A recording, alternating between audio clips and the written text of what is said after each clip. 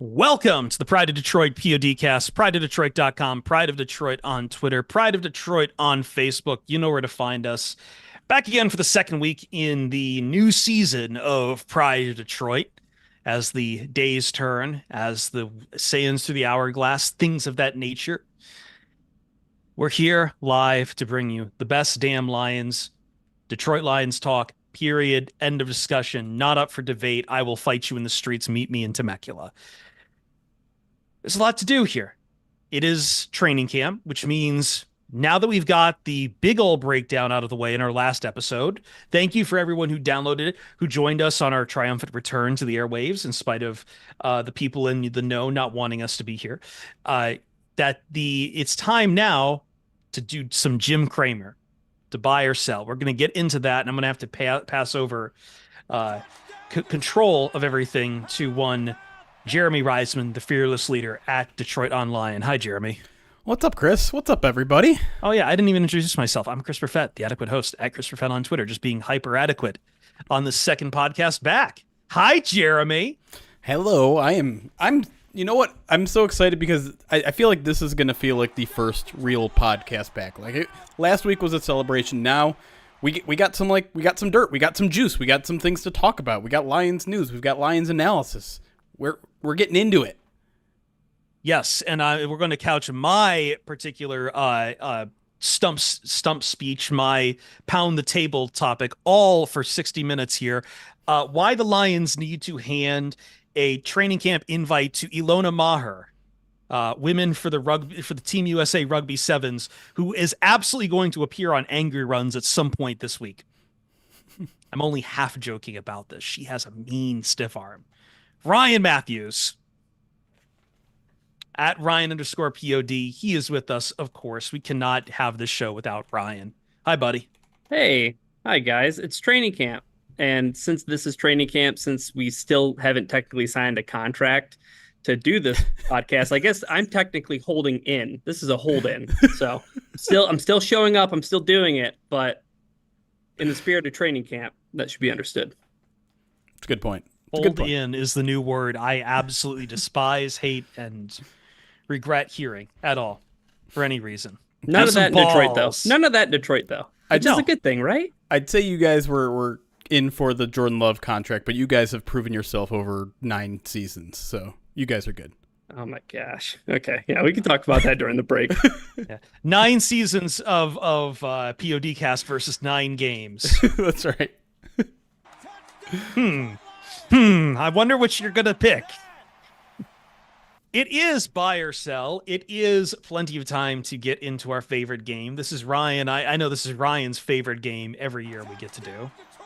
Oh, yeah. I love this. This brings me back to right after school, getting off the bus, turning on ESPN, Around the Horn's on.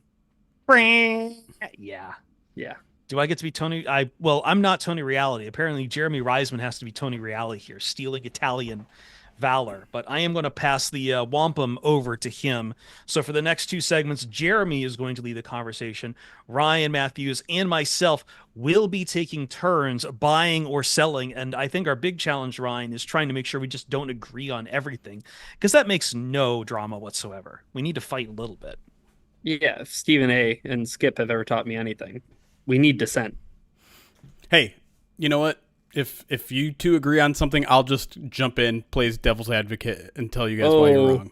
Well, devil's advocate / wet blanket. That's right. Looking at the rundown, that might happen here very quickly. But yes, let's get going. Get going. We've wasted enough time. Well, I figured this was the best format since I've been at practices for the past 2 weeks, and instead of you two just listening to me talk about everything I saw, and listen, if you want to hear that, subscribe to Pride of Detroit Direct. Me and Eric, we're doing daily breakdowns over there in video format, getting 40-minute podcasts in over there.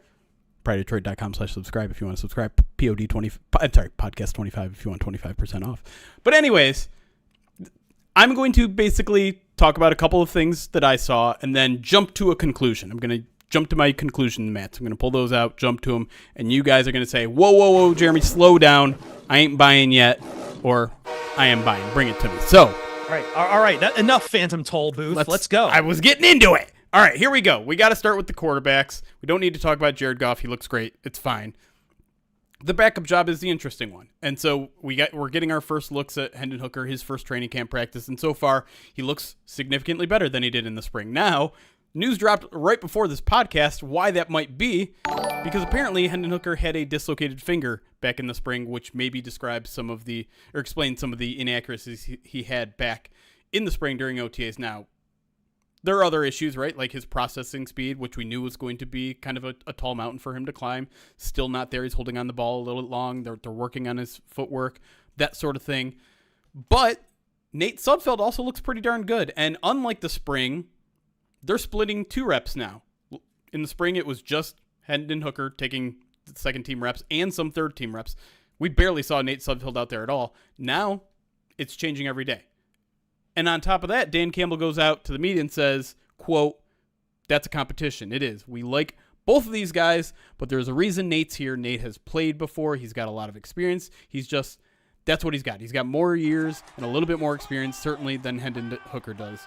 But this is a competition. I mean, at the end of the day, both these guys are going to roll between the 2s and 3s, and by the time we get to the end of the camp, we need to know who is our 2, and we're not going to have our 2 be someone that we don't trust in this moment. I think that's a very interesting quote. And so I'm going to throw it to you guys. Buy or sell, Hendon Hooker is actually in danger of losing the backup quarterback competition this year. Go ahead, Chris. Am I going first? Okay, great. No, sell. I'm selling this and selling it wholeheartedly. No, the Nate Sudfeld does have more experience, but I think we have all gone through that Nate Sudfeld experience prior to this and seen what he is around the league.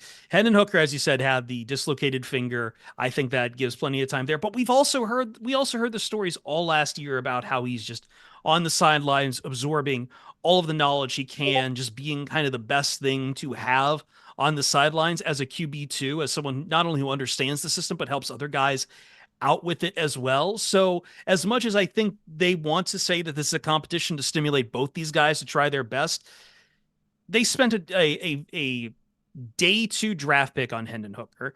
They've spent all this time going through his rehab he needed from his injury. They spent all this time getting him up to speed on the system. The mental acuity is there between the ears. Whatever mechanical faults might be there, that's fine. It's a QB2 at the end of the day. We always knew there might be some high ceiling or a low floor for Hendon Hooker, but I still think it's better than what you have with Nate Sudfeld. So I don't think there's any danger at all that Hooker could lose the backup quarterback spot. Yeah, I'm selling it too, from the standpoint of what Chris brought up. Hendon Hooker was an investment, and a pricey investment at that, with being a 3rd round pick. And a couple of things. One, also to Chris's point, yeah, the finger was a problem in the spring, but also what I found interesting from Justin Rogers' sit down with Hendon Hooker was talking about how Hendon Hooker's saying, I need to relax. I need to relax and just get my bearings underneath me. He says, every day when I get out there, Jared Goff tells me, come on, man, you've got to relax. Because he knows I'm just so tensed up, right? And I think that gets relieved with experience and with reps. And he's just got to be he's got to be a dog chomping at the bit to get out there and he's rushing things. He's going through things too fast. Anybody would, because we got to think about this guy. His football career in college ended at the absolute peak. He was on track to be a Heisman Trophy winner. He could have been a 1st round draft pick. And that all comes to a screeching halt, and then you're a 3rd round pick, and guess what? You're still rehabbing from your ACL injury, and really you're kind of like an afterthought. So you go from being the guy, Rocky Mountain High, to now you're the 3rd string quarterback who's not even they bring in Teddy Bridgewater because you gotta just sit the sideline with your ACL injury, and now you're back doing it, and it's oh man, I have to maybe make up all this missed time. No, just take a deep breath, relax. When we come out of the other side of training camp, Jeremy, when we come out of the preseason, I think that we're going to feel a lot better about Hendon Hooker because he's going to get more reps. Yeah, I think both of what you're saying is reasonable. I think Hendon has looked a lot better in the summer than he has in the spring. The thing that I can't quite let go of, though, is that very last sentence from Dan Campbell where he says, We're not going to have our to be somebody we don't trust in the moment. And the Lions need someone they can trust week one. And if you're handing those backup reins to Hendon Hooker, that is a significant risk. Now, Hendon Hooker is going to have a roster spot. That is not in question. He is going to be this team's long-term backup. I don't think that much is very much in question. But I think the week one backup is very much, yes, still in question. Because the Lions are going to need someone that they can trust. And they like Nate Sudfeld. I know you guys don't, and I can understand why. There's basically no on-field experience in the regular season. And listen, he had a good start to the last training camp too, and then kind of fell off a cliff a little bit. And so We'll see how that plays out once the pads come on, once the preseason goes. But I'm willing to at least entertain the idea that Nate Sudfeld could make this roster for the first maybe 2-3 weeks of the season, just so they have that. Then they cut him. Then he's a practice squad guy. Then it's Hendon's job for the rest of the way. Then that's a technicality, though. I feel like to all bit. of it, it's just like it's okay. This guy's ready for a little bit, but then immediately the stock rises right back up. Like I hate that. I hate that technicality that we're going to be like, oh, he might lose this backup just for a few weeks, and then it goes back to what we've always known. Right. I do. That's why I tried to make it clear. Like Hendon's going to be this team's long-term backup, but I think there is a little bit of a race that needs to happen right now, where it's like a race to get him ready by the end of the regular season. Listen, the Lions could also do a little bit of roster gymnastics if they want to. They could cut Nate Sudfeld, bring him to the practice squad, assume he doesn't gets picked up, and then elevate him to the roster for the first 2 weeks, 3 weeks of the season, so that they have him as the backup. I wouldn't be surprised if they did that. The overall point I'm just trying to make is that indeed Hendon's going to have to still win this job to be the outright backup in week one. And I think the outright backup for the entire season. Sure. Like I wholeheartedly believe that, because I don't think that, to my point, Hendon Hooker needs reps and he needs practice. He's not getting that in the regular season. If you don't think he's ready by the end of the preseason, then I don't know what he's going to do during the season other than Nate Sudfeld is out there playing. Then they might have to go to Hendon Hooker, but like hopefully the Lions don't ever have to even entertain a backup quarterback. Yeah. So, all right, let's move to the running back position.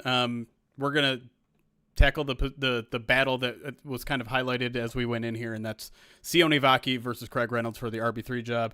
Vaki, to me, still looks strong in camp, particularly with his hands. He's starting to make some impact when it comes to special teams. Him and Craig Reynolds are often going against each other on special teams, which is always a little bit fun. But that being said, with Jahmyr Gibbs missing most of the team drills through the first week, with Saturday being the lone exception, it's been very much Craig Reynolds being with the starters, rotating with the starters with David Montgomery, while Sione Vaki has been mostly with the twos. So, buy or sell, Craig Reynolds will hold off Sione Vaki's impact on offense in year one. Let's go to Ryan first. All right. I'm going to buy it. And real quick, by the way, when I'm making all my good points, I'm hearing all the dings go off, just like around the horn. But anyways, I'm earning my points. I'm buying that Craig Reynolds is going to hold off Vaki's impact on offense for a couple of reasons. I'll be quick with it. One, it's what I said on the last show when we were doing our training camp primer. We talked about Vaki and just his rather inexperience at the position. He has just north of 40 carries in one collegiate football season. So I think a lack of experience is one. And then two, we talked about this going into 2022. We talked about what kind of running back are the Lions going to prioritize keeping on their roster? It's nice that Vaki's catching passes, but every year we say they want another guy who they can trust to run the football. You're talking about a guy with relatively little experience, and with that little experience, you're coming to an offense that runs a ton of different exotic running styles. There's power, there's gap, there's zone. It's all over the place. So I think that's just a lot to put on the guy's plate early on. They know who they have in Craig. Reynolds is a really good running back in a pinch. This one's a little tough. I am on the side that I'm going to sell here. Sell a little tentatively. Vaki as rookie, I think, has a rising stock I'm willing to look into. Craig Reynolds, I think a little bit more is being overblown about Vaki's impact as far as special teams, because like Craig Reynolds had like 100, I think, in No, wait, I'm sorry. This is 2022 numbers I have here. He takes plenty of special team snaps too. Um, it's just I don't know. I think this is kind of a I know what Craig Reynolds is at this point. I know that he's just going to be limited. Like he can take those snaps out of the backfield, but it is also ones that are just going to be particularly limited in any kind of penetration or getting to the second level. At the end of the day, it's just we can expect maybe like one or two games out of him in a year, like he had. I think what was the game I had just kind of circled. I think I lost my tab on that, but anyway, I like what I'm seeing out of Aki. I like the pass catching. I know they want someone they can trust to take those handoffs, but I think with the way the running back position is going, I would much rather have a guy who can take those pass catching and just be the versatile weapon that you kind of hope that you will get with Vaki. Yeah, I think I don't have a strong feeling on this one because I was really high on Vaki in the spring. But I think a lot of people are undervaluing the dynamic things that Craig Reynolds can do. He can be on special teams. He can be a kick returner. He can be a pass protector. He can block downfield, as we all know and love. And I think we forget in that Bucks game, like he came in and ran for like 4-6 a carry in last season as a total. And so I think and then what did he do the second game?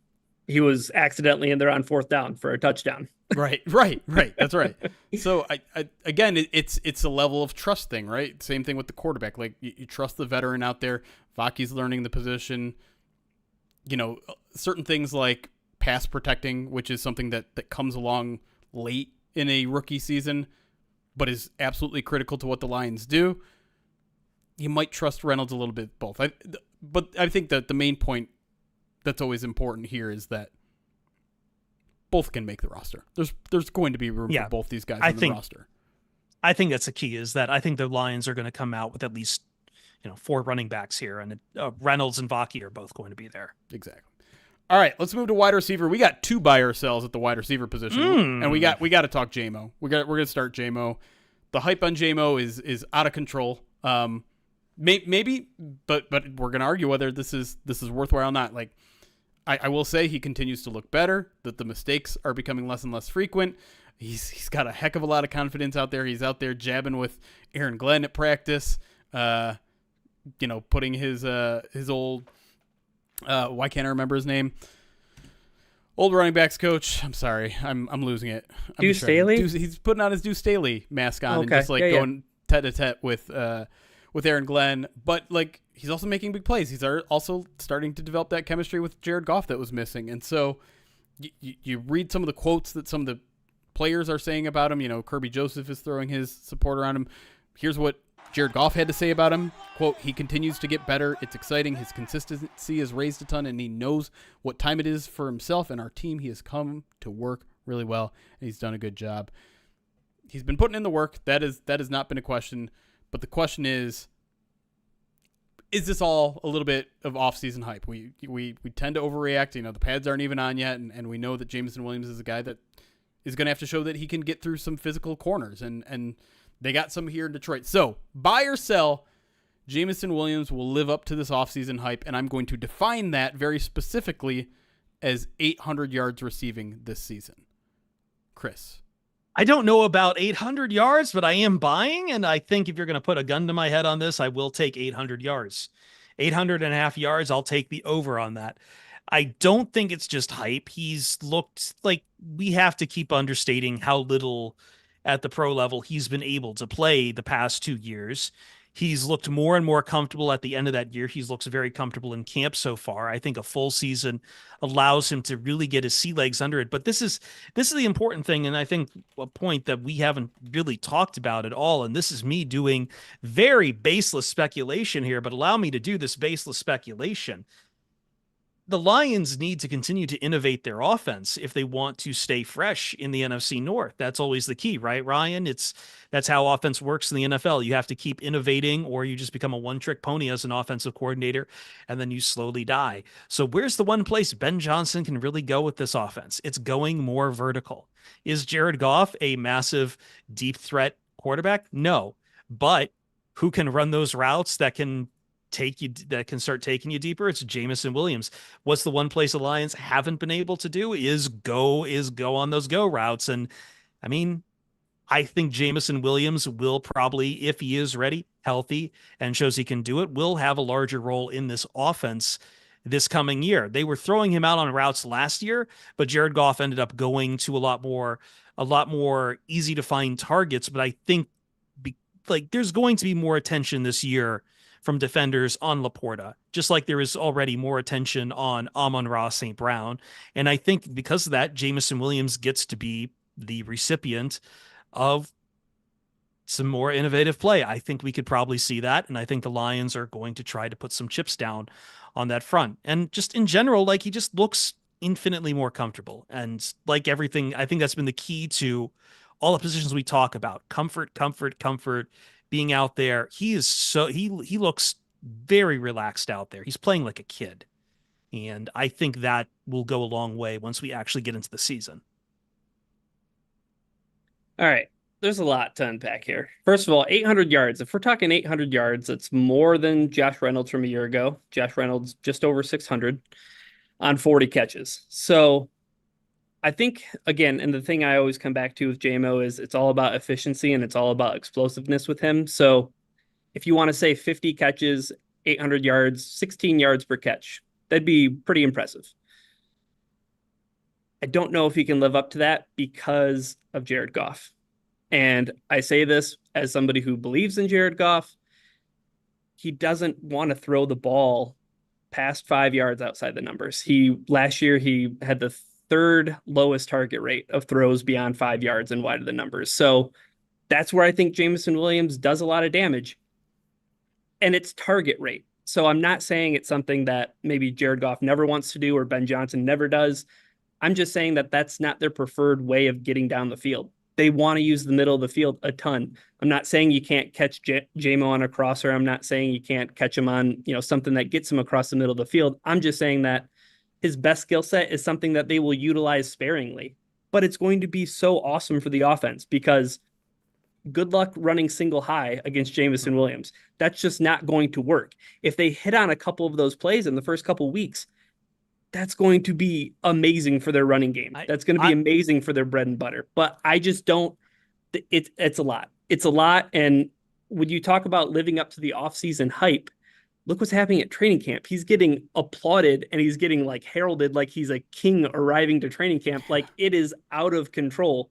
I would say that the expectations for JMO are way more than they were a year ago. But Waymo is also a very fun way to get around San Francisco, to really weave your way through their backfield, so to speak. I'm just saying, you mentioned Josh Reynolds right there. Those targets have to go somewhere else. I don't think they go to Khalif Raymond. I think Jameson Williams starts to eat up a little bit more of those. Because I don't think you can keep continuing to increase the workload of Laporta and St. Brown. There's just only so many times you can target those guys in a given game. Defenses are just going to keep wising up to them. Yeah, this is a tough one. I feel like we don't really have a good base of what Jameson Williams is fully capable of. And I get your point, Ryan, and I think it's a good one that the Lions just don't utilize guys like him, or they haven't in the past. But also, maybe it's because they didn't have the guy to do it. If there's anything we know about this coaching the chicken staff, and the egg problem, really. Yeah, if there's anything we know about this coaching staff, they're going to play to their players' strength. And now they have a Jameson Williams who worked his ass off this offseason. They have a Jameson Williams who knows the offense. They have a Jameson Williams who I think has expanded his route tree. One of the kind of unheralded highlights of Jameson Williams' training camp, and you can go back and watch the highlight reel that the Lions put out there after Saturday's practice. He's just running an in route with Carlton Davis outside of him, and he kind of does a little outside move, is able to use his hands and get inside and create a little bit of space. And so that's sign of okay, this isn't just, he's not just going to be an outside the numbers guy. You're hoping he's not, sure. At least, yeah. Right? Yeah. You're hoping he does the Megatron thing of taking a quick slant 99 yards because he outruns the defenders.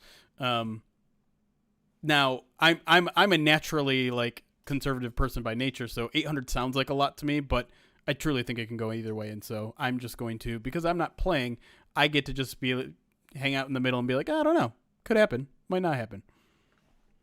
All right, I know we're running late. I'm going to run one more here before we take the break, and then we might Ooh. stick another offensive one on the second segment here. But let's stick with the wide receivers because the wide receiver 3 battle was obviously one of the biggest things that we talked about in the offseason. We get a weekend, and there's not really a lot of clarity because you're getting some Antoine. Still getting a lot of Antoine Green with the ones. He's making plays sparingly. He had a good Saturday. You're getting Donovan Peoples-Jones getting some time with the ones, and now you kind of have a new challenger with Doris Fountain, who in the spring, his ups were something that was very noticeable. Now he's kind of turning that into a little bit of production. He downed a punt as a gunner in a special teams drill, which is always a big way to get his way onto the roster. So, buy or sell Doris Fountain getting a legitimate shot to not only make the 53-man roster, but maybe eat into that wide receiver 3 role and have some sort of role offensively this year. Go ahead, Brian. Sell, because there's too many names ahead of him. I don't know. Like it'd be a cool story. It'd be awesome, but I think to the points that we've already made about other positions, like running back with Craig Reynolds and even quarterback with Nate Sudfeld, the trusted veteran that they know versus the unknown commodity. And it could be awesome, but there's always a Jace Billingsley. There's always a Tom Kennedy. There's always somebody who wins our hearts. Shout out Alex Reno, Jay Lee, #1 fan. Hey man, Tom Kennedy's still on that roster for now too. You know what? And it'd be awesome to have him on the practice squad. Yeah. Hang out. Yeah, I'm selling as well. Like Ryan, there's just too many mouths to feed in this backfield. I'm buying Antoine Green stock. I'm buying Donovan Peoples-Jones stock, but it's just there's too many to go around here in the depth. Someone's going to lose out, and like I know that Fountain's seen some time with Indianapolis. That was about 4 years ago. He got snaps in a game in a game, I believe. Couldn't tell you. No. No, this is it's too much unknown, and as much as he's looking there, it's just like they were really spending some time, even though he didn't really produce much on the field. Antoine Green was clearly someone that they see as more than just a 7th round pick, and it's just hard for me to project a lot of people over him and Donovan Peoples-Jones at this point. I think that's all fair. Again, the only thing I'd point out though is Fountain was on this team's practice squad all of last season. They kept him around for a reason, and the fact that he's getting first team reps, I don't know. I'm not going to completely dismiss that. Will he get an offensive role? I think you're both right. It's not likely. Will he make the team? I do think there's a chance. I really do. Because to me, no one has really separated themselves from that wide receiver spot, and I don't think the fact that Antoine Green was a draft pick, a late day 3 draft pick, doesn't necessarily mean they're just going to hand him the job. The Lions aren't in the business of just handing jobs to draft picks. That's not what they do. Got to go out there and earn it. So if Doris Fountain continues this and shows up in the preseason, then I think they're going to give him a chance to actually win that job.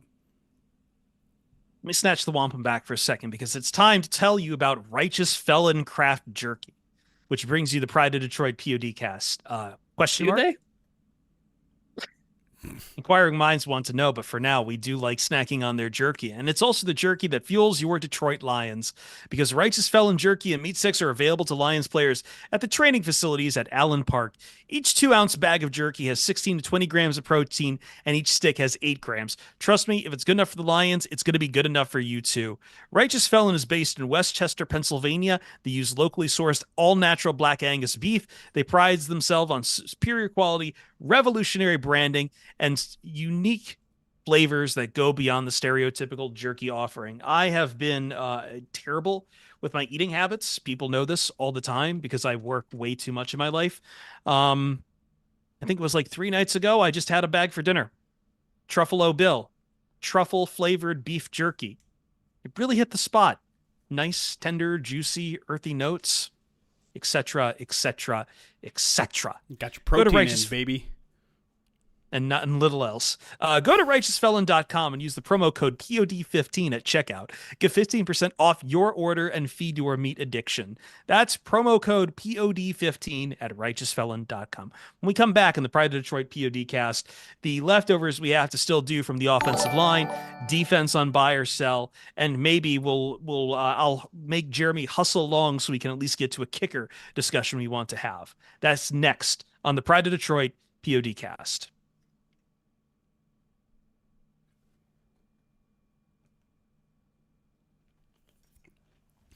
All right.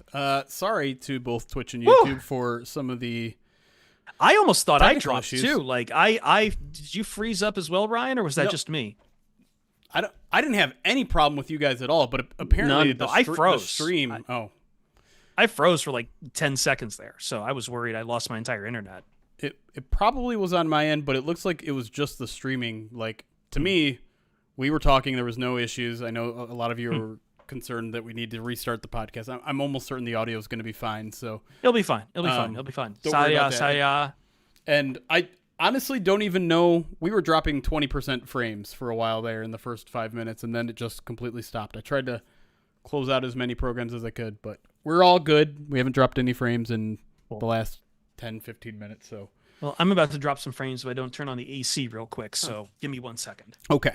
In the meantime, I'll announce some alerts here on Twitch.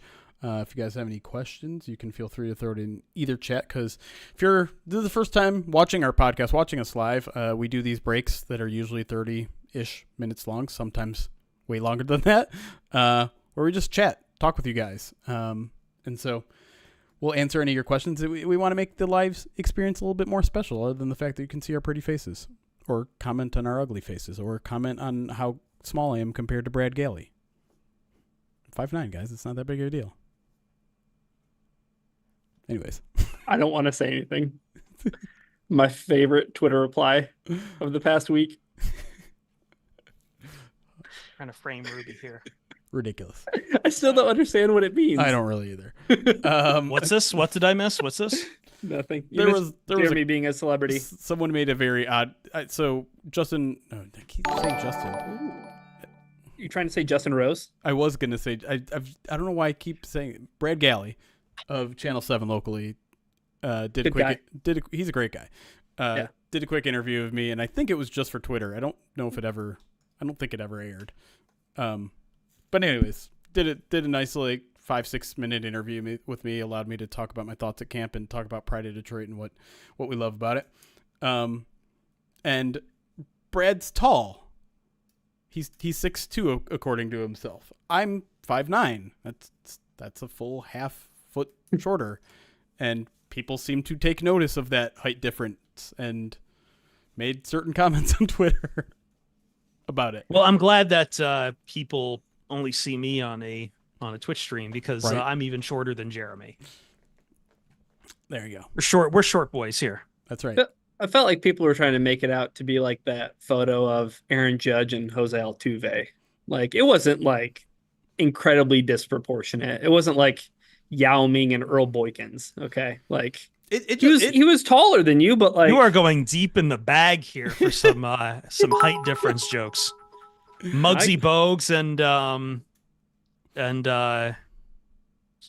what was the first name of Bull? Manute Bull. Manute Bull. Thank you. I kept wanting to say Uwe Bull, but I know that's not right. That's someone completely different.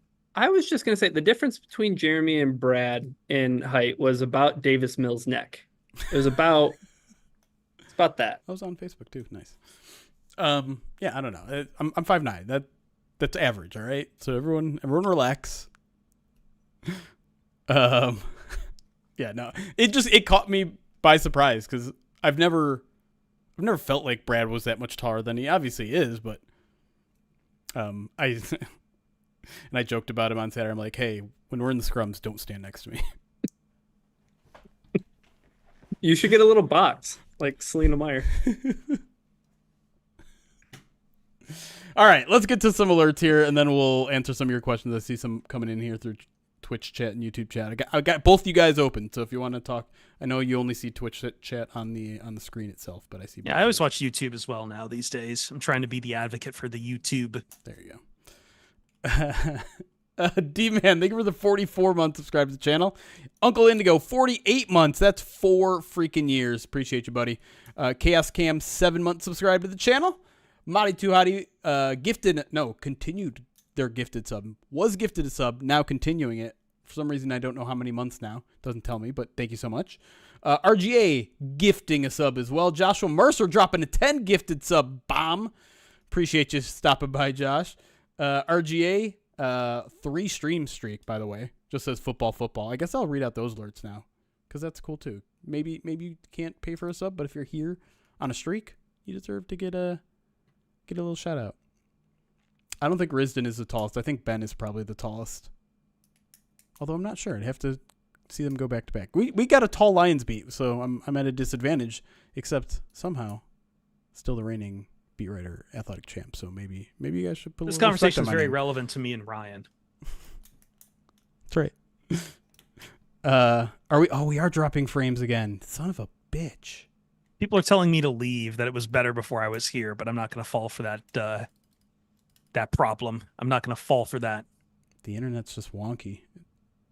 It's weird because I'm watching it on Twitch, like on my browser, and it's not lagging at all to me. It's showing a bunch of dropped frames. Oh, now it's buffering. All right, I broke it. Sorry, I Well, you shouldn't should have probably said stop anything about streaming House of the Dragon. I wonder what, like, I'm not doing anything. Yeah. Welcome to residential internet. I need to get like a wired connection. I think that's Oh yeah, next. no, I did not realize you're on wireless. I've been That would- wireless that would do it. That I've would been wireless for years. So still, it's Yeah. wireless. the problem is there is no easy way for me to get wired. But anyways, let me just get through the rest of these, And and to run some hopefully Cat 5. hopefully it'll be fixed by the time I'm done with these alerts. Dirty Gert, thank you for subscribing. First timer, appreciate you. LJ, thank you for the 100 bits. Captain James Kirk, 50 bits, says everything is awesome. So happy to have the podcast back. Appreciate you, buddy. J Dubs with a 3-stream streak. That's hard to say. 3-stream streak. Says we are so back. Matt Sick with also a 3-stream streak. I can't. I'm gonna have to figure out a way to say that. That's not that. Slim It sounds Quick. like you're saying something awful. Great. 25 months subscribed for Slim Quick, says so happy you guys are back. Lasermouth, 3 streams in a row. There we go. AP Rambo, 42 months, says we are so back, boys. Thanks for such a great return to content. It was sorely missed. Appreciate that. JW Legina, Duckline, also 3-stream streak. Duckline says, I'm a big boy. I watch you guys 3 whole times. This many. Good job. Uncle Indigo 100 bits says, it's been so long since our last podcast. Jeremy has aged so much. I got the grays going. And But, also, you grabbed a Boston accent from visiting Reno. What did I say?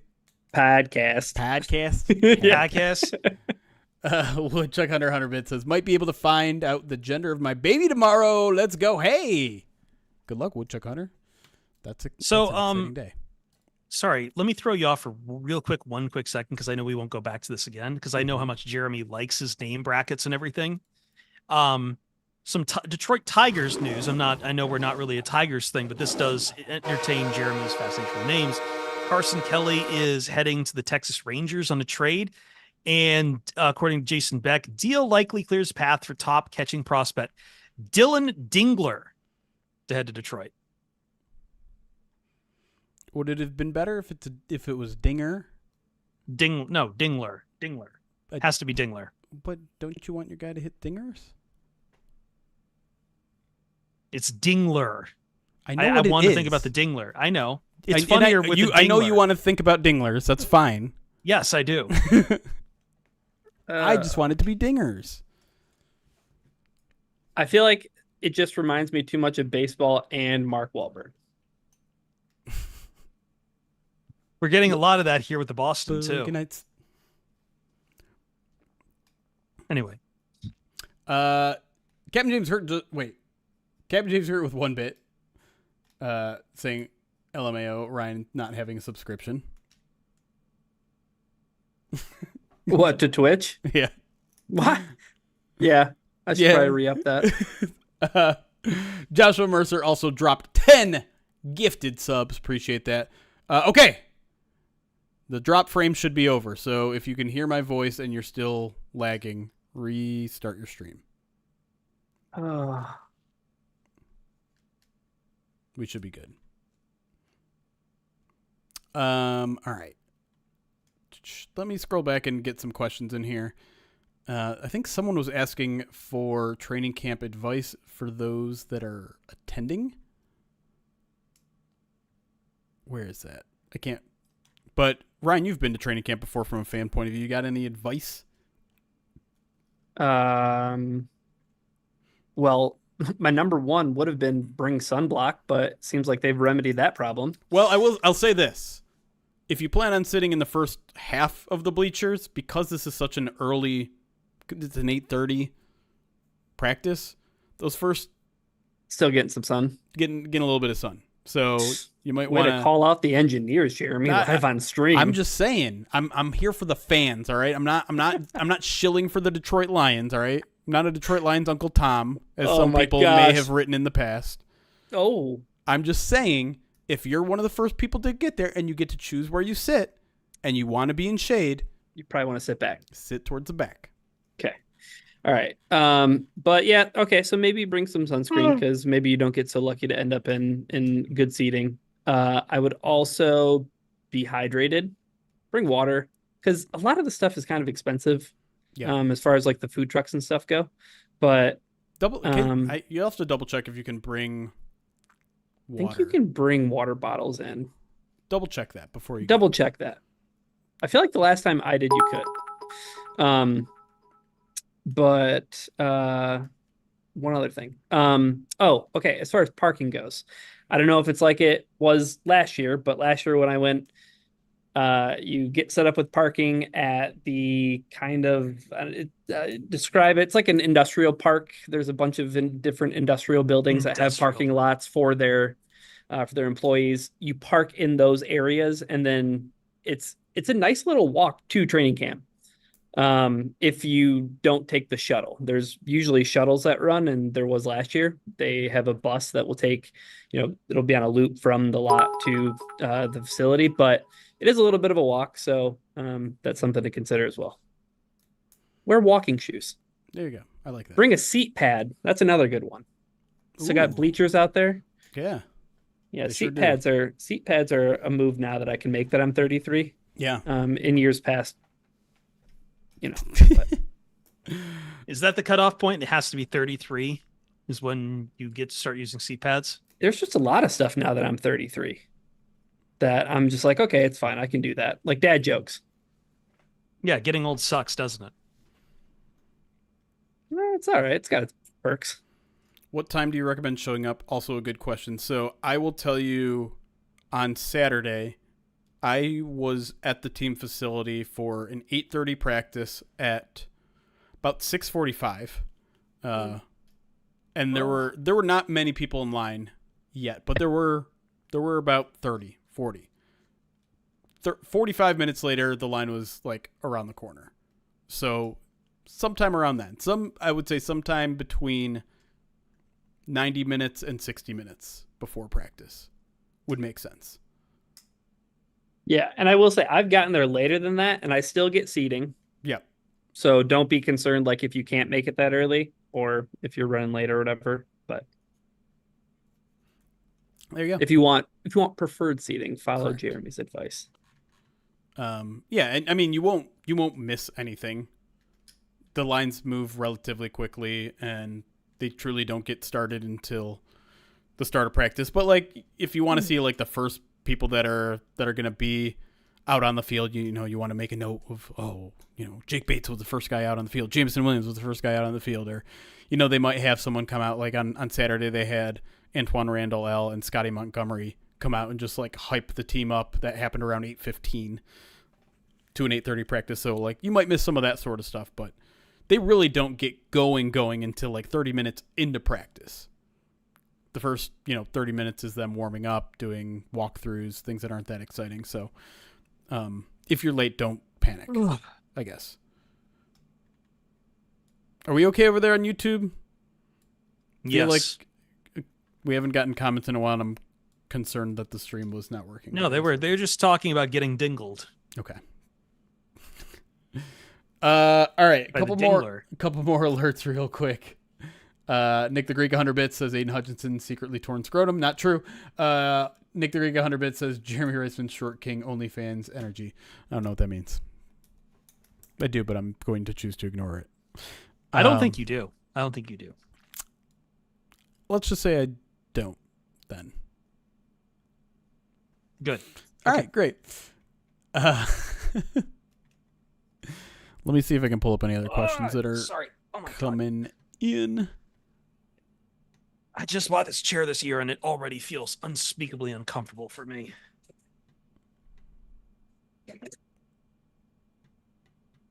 Yeah, see, I told you, McSpirit. Average.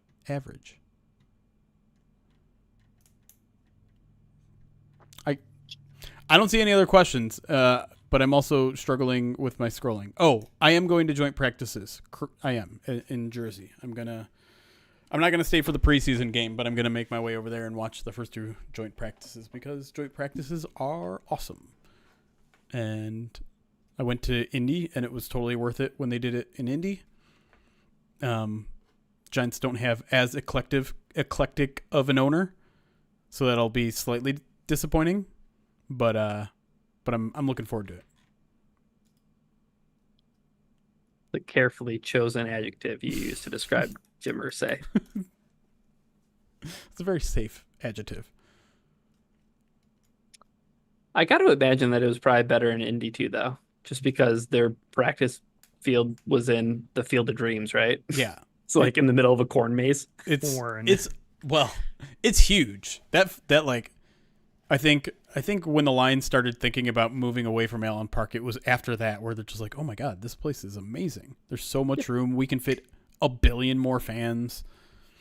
But it sounds like they're in Allen Park to stay for a little bit. Eccentric works too. Just means a lot more at the Big Apple, baby. Yeah, where you stay in Hoboken? The Big Apple. No, Jersey. Trenton. Jersey. Yeah, Trenton. Way the fuck down in Trenton. They'll shove you. Have to deal with my people down there. Maybe a preseason Madden sim. I mean, Madden hasn't even come out yet, so It has not. No. But we don't need Madden. We've got College Football 25. I miss playing video games. How am I supposed to Madden sim on that? Very carefully.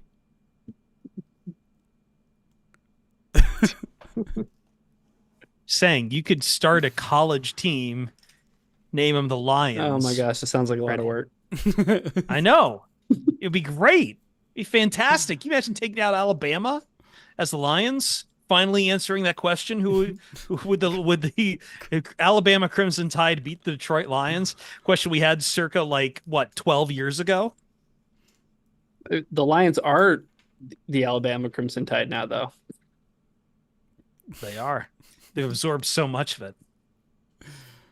Their blood now runs thick with Coca-Cola and little Debbie's. Joint practices are on Monday, a week from Monday, I believe. Monday, yeah, they're Monday, Tuesday, next weekend in Jersey. Wednesday is a day off. Thursday is a preseason opener. We got a preseason game this week, fellas. Not a Lions one, but a Hall of Fame game, baby. I'll watch it for exactly 2 plays and go right back to my most degenerate Olympic coverage, watching 18 events at once. What if what's his name is actually playing? Caleb Williams? Yeah. If he does, it's only going to be for a drive, maybe. All right, Ryan, you're the gambling man. Caleb Williams Hall of Fame game, over under 1.5 drives. Under. Is there even going to be one? What's the rush? I think there will be one just to satisfy the TV ratings vultures at NFL who need people to tune in, and Bears fans will not tune in if you tell them that Caleb Williams isn't playing. So give him one and then tuck him right. They'll tuck him right back in the plastic shrink wrap, and like everyone else, you'll just forget about the rest of the Hall of Fame game. Yeah. Dang. Now who's wet blanketing? Womp, womp, Are you womp. really trying to say that it's bad that I wet blanket the Chicago Bears? Preseason opener. A Hall of Fame game. It's football. It's more football than the UFL You is. are not going to say it's football halfway into that drive. What would you rather watch, the Hall of Fame game or week 1 of the UFL? The back of my eyelids. Your silence speaks volumes. Is there going to be a week 1 of the UFL next season? Yeah. That's a fair question. No, too, come though, I on. think, maybe. Gee, see, guys, I'm not always a negative You one. could put this up against like CFL or even try to find the most, think of the most obscene Olympic sport and ask me if I'd rather watch that or the Hall of Fame game. Yeah, man. Heaven forbid I don't believe in a football organization ran by Dwayne The Rock Johnson. I'm putting this to a Twitch poll. Yeah, except one of the options should be you believe in Dwayne. Nope. Leaving Dwayne. Hey, By the way, $2 from Detroit. Oh yeah, you were about to do it. no, you got it. But $1.99 from Detroit Dabbler. Good to have you back, boys, from YouTube. Thank you, my friend. It's good to be back.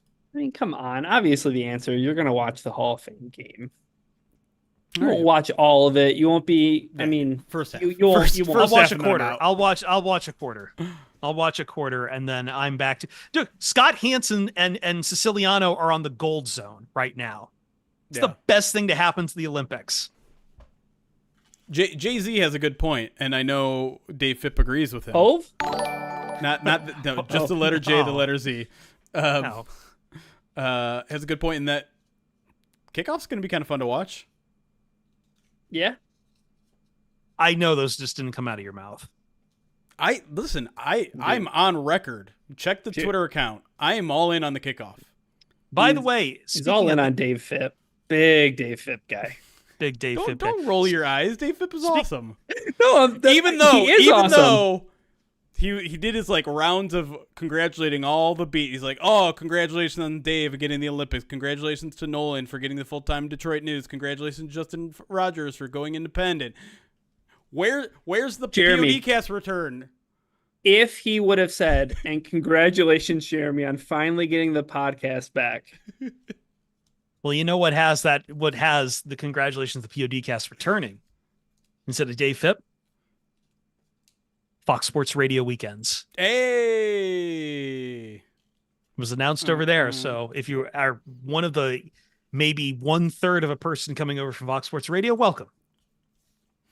Massive crossover we get from there. But Nice. I am clearly Nice. joking about Dave Phipp. First of all, like, By the way, it's hard to even say we got canceled when we just didn't do episodes for 3 months, right? Like, everything got is essentially back, and I mean we did, but Yeah, except our pay. we didn't podcast during the off season. We didn't podcast during the draft, Jeremy. True. But you know how fine Jeremy is with that. You know how totally okay. I know, he is but about that's that? the problem. That is part of the problem there. Just like there was no notes on our kicker section about talking about Matt McCrane. Who's that? Jeremy missed out on 2 Hamza months is of now the- Hamza is now less than 20 miles to your house and closing. I honestly don't know who Matt McCrane is. Oh. Are you guys gonna tell me? I don't know who Matt McCrane He's a is. kicker the Lions signed back on Friday. They did not sign a kicker on Friday. Oh, I'm sorry, tryout, excuse me. That makes more sense. That I Yes. did not pay attention to that. They tried out 4 guys. Yeah, there was. Yeah.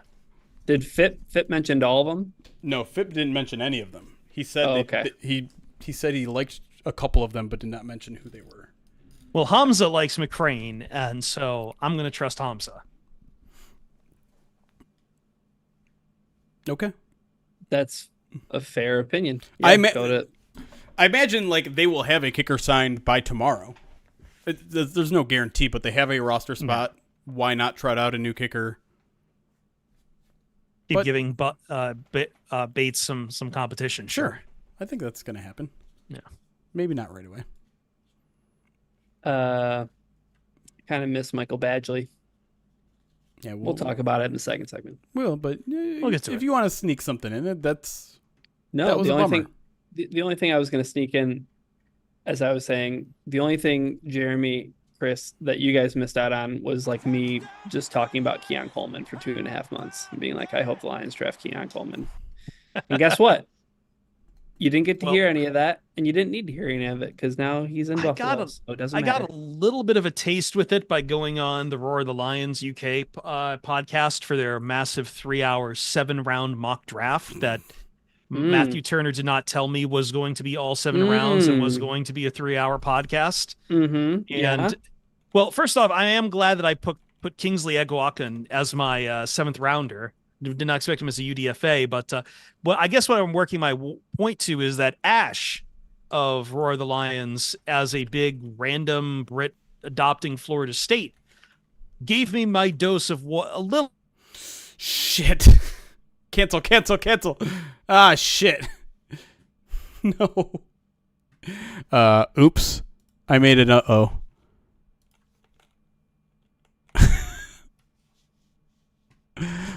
Are you guys all right? I messed up big. Hold on. My chat is gone. Hold on. I'm gonna save this. All.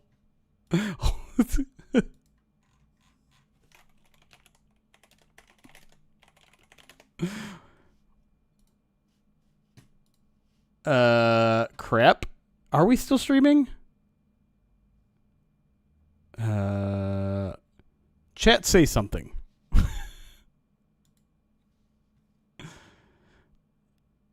Frick. How do I join?